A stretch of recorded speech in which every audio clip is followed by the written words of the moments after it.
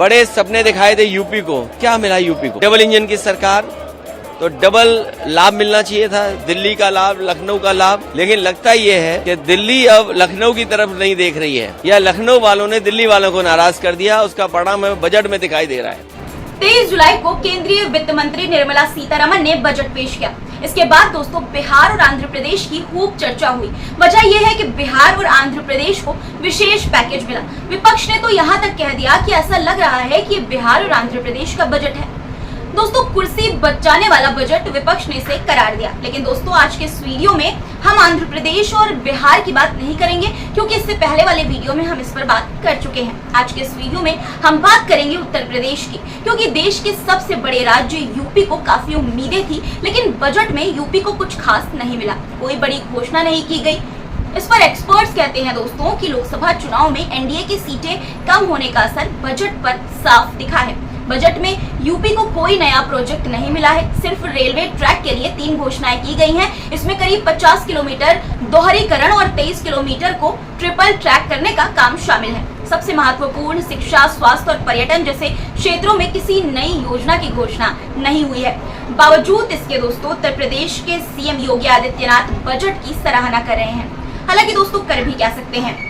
योगी आदित्यनाथ और deputy CM Keshav Prasad Maurya को लेकर किस तरह की खबरें इन दिनों चल रही है, इससे तो आप वाकिफ ही होंगे। उनकी कुर्सी तक खतरे में बताई जा रही है। बीजेपी के नेता ही यूपी सरकार के विरोध में बयानबाजी कर रहे हैं। ऐसे में बजट में उत्तर प्रदेश को दरकिनार कर देना, तवज्जो न देना बहुत कुछ साफ करता है दोस्तों। इसलिए आज मैं 6 सवालों और उनके जवाब के साथ आपको बताऊंगी कि यूपी को इस बजट से क्या मिला, क्या नहीं, और इसके पीछे क्या वजह रही। साथ ही आपको यह भी बताऊंगी दोस्तों कि विपक्ष के नेता उत्तर प्रदेश को बजट में नजरअंदाज करने से कितना खफा है। आदाब, नमस्कार, मेरा नाम है मिसबा खान और आप मुझे द पिलर पर देख रहे हैं। दोस्तों पहला सवाल, यूपी के लिए क्या किसी नए प्रोजेक्ट का ऐलान हुआ? इसका जवाब एक शब्द में है नहीं। इस साल के बजट में उत्तर प्रदेश के लिए किसी भी नए प्रोजेक्ट का ऐलान नहीं हुआ है। जो केंद्रीय योजनाएं पहले से चली आ रही हैं, उन्हें ही बजट दिया गया है। पुरानी योजनाओं के बजट में कहीं कमी तो कहीं बढ़ोतरी की गई है। जैसे मोदी सरकार की फ्लैगशिप योजनाओं में शामिल स्वच्छ भारत मिशन का बजट 1978.33 करोड़ से बढ़ाकर 4246.23 करोड़ कर दिया गया है। इसी तरह प्रधानमंत्री आवास योजना अर्बन के भी बजट में बढ़ोतरी की गई है। इसे 19,966.63 करोड़ से बढ़ाकर 23,613.03 करोड़ कर दिया गया है। तो दोस्तों बीजेपी की सरकार ने उस राज्य के साथ ये किया है जहां खुद उसी की सरकार है और सबसे बड़ा राज्य है। दिल्ली तक का रास्ता उत्तर प्रदेश से ही होकर जाता है। इसके बावजूद उत्तर प्रदेश को बजट में अनदेखी से ऐसा लग रहा है दोस्तों कि उत्तर प्रदेश की जनता से भाजपा ने हार का बदला ले लिया। अब बात करते हैं सवाल नंबर 2 की। तो सवाल नंबर 2 ये है दोस्तों कि सेक्टर वाइज उत्तर प्रदेश को क्या क्या मिला। तो दोस्तों इसका जवाब है किसी नई योजना का ऐलान नहीं किया गया है। बजट में एकमात्र शिक्षा के क्षेत्र में प्रदेश की यूनिवर्सिटीज के बजट का जिक्र है। इसके अलावा इलाहाबाद म्यूजियम के बजट का जिक्र है। हालांकि पिछले बजट से इस बार कोई बदलाव नहीं किया गया है। पिछले बजट में 50 लाख रुपए थे, इस बार भी उतने ही हैं दोस्तों। सवाल नंबर 3 ये है कि रेलवे के लिए यूपी को क्या मिला। इसका जवाब दोस्तों ना में है। रेलवे में भी यूपी के लिए किसी बड़ी योजना का ऐलान नहीं किया गया है। सिर्फ नॉर्थ और नॉर्थ सेंट्रल रेलवे में आने वाली 2 रेल लाइनों के दोहरीकरण और 1 रेल लाइन को ट्रिपल करने के लिए बजट जारी किया गया है। सवाल नंबर 4, सड़क बिजली के लिए सबसे बड़ी घोषणा क्या है? ये सवाल इसलिए दोस्तों क्योंकि सड़क, बिजली, रेलवे, शिक्षा यही तो है जो आम जनता सबसे ज्यादा इस्तेमाल करती है।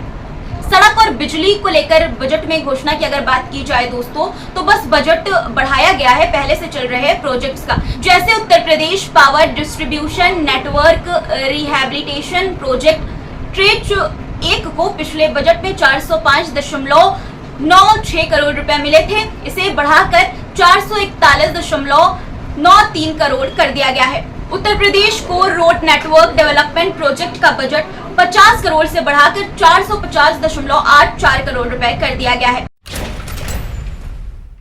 अब दोस्तों वो सवाल जो बहुत से लोगों के मन में चल रहा होगा कि यूनियन बजट में भले ही उत्तर प्रदेश को कुछ खास ना मिला हो, लेकिन अंतरिम बजट में यूपी को क्या मिला था। बता दें कि लोकसभा चुनाव से पहले फरवरी महीने में पेश किए गए अंतरिम बजट में यूपी को 2,18,816.84 करोड़ की राशि दी गई थी, जिसे आम बजट में बढ़ाकर अब 2,23,737.23 करोड़ रुपए कर दी गई है।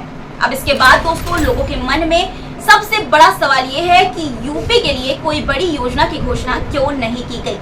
तो दोस्तों इसका जवाब राजनीतिक एक्सपर्ट्स के मुताबिक ये है कि अंतरिम बजट से पहले चुनाव होने थे।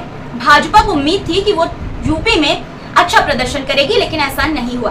भाजपा को इस बार लोकसभा चुनाव में यूपी से बड़ा नुकसान उठाना पड़ा।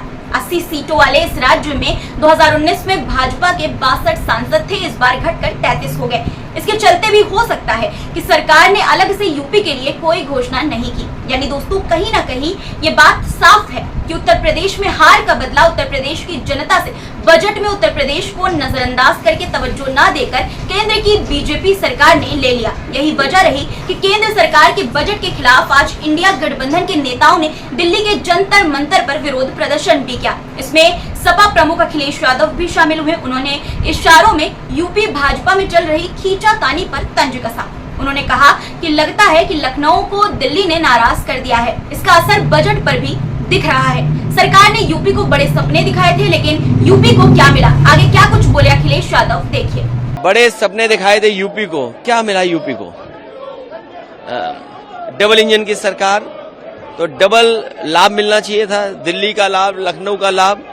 लेकिन लगता ये है कि दिल्ली अब लखनऊ की तरफ नहीं देख रही है, या लखनऊ वालों ने दिल्ली वालों को नाराज कर दिया। उसका परिणाम हमें बजट में दिखाई दे रहा है। तो डबल इंजन का क्या फायदा हुआ? बिहार जा रहा है विकास, यूपी को क्यों छोड़ रहे हैं आप?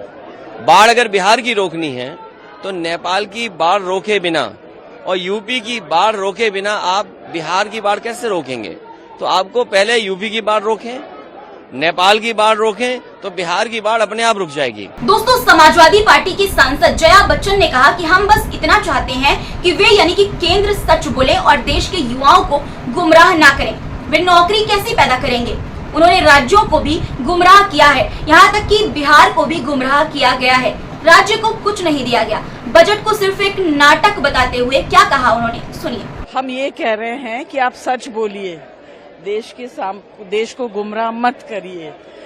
यूथ को जो आपने प्रॉमिस किया है नौकरियों का, जो पहले से लोग वेट कर रहे हैं, क्या उनको भी अकोमोडेट करके किया है या ये अलग से 50,000 है? ये सब बेकार की बात है। How are you going to create these jobs? States को तो आपने कुछ दिया नहीं, बिहार को भी गुमराही किया है। क्या दिया है बिहार को? बहुत खुश हो रहे हैं बिहार के लोग। I have no reaction. ये कोई बजट है रिएक्शन करने वाला? कुछ नहीं। This is just a drama. Promises which will be kept in the paper will not be implemented. That's it. दोस्तों संसद में आज यानी कि 24 जुलाई को मानसून सत्र के तीसरे दिन विपक्ष के नेताओं ने संसद के बाहर केंद्र सरकार के बजट के विरोध में भी प्रदर्शन किया। इंडिया ब्लॉक के नेताओं ने कहा कि इस बजट से 90% देश गायब है। सिर्फ बिहार और आंध्र प्रदेश को खुश किया गया है, क्योंकि यहाँ के मुख्यमंत्रियों के भरोसे केंद्र की सरकार चल रही है। ये मोदी सरकार बचाओ बजट है। लोकसभा और राज्यसभा की कार्रवाई शुरू होने के बाद सदन में भी बजट को लेकर हंगामा हुआ। दोस्तों प्रश्नकाल में राज्यसभा में चर्चा के दौरान विपक्ष के नेताओं ने वॉकआउट किया। वे वित्त मंत्री निर्मला सीतारमण के खिलाफ शेम शेम का नारा लगाते हुए सदन से बाहर चले गए। विपक्ष के द्वारा बजट को भेदभाव वाला बताने पर वित्त मंत्री निर्मला सीतारमण ने सफाई में कहा कि बजट में सभी राज्यों का नाम लेने का मौका नहीं मिला। कांग्रेस के नेतृत्व में विपक्ष के नेता जानबूझकर ऐसा आरोप लगा रहे हैं ताकि लोगों को लगे कि उनके राज्य को कुछ नहीं मिला। ये ठीक नहीं है। अब दोस्तों इनकी बातों पर आप ही कमेंट में अपनी राय बताइए, और आप बताइए दोस्तों कि इस बजट में क्या वाकई में बिहार और आंध्र प्रदेश के अलावा किसी और राज्य को तवज्जो नहीं दी गई है, खासकर उत्तर प्रदेश को? कमेंट में अपनी राय जरूर लिखिएगा दोस्तों, और चैनल को सब्सक्राइब करना मत भूलिएगा इसी तरह की वीडियोस को देखने के लिए। फिर मुलाकात होगी आपसे कुछ नए मुद्दों के साथ। तब तक के लिए अपना रखिए ख्याल और मुझे दीजिए इजाजत। धन्यवाद।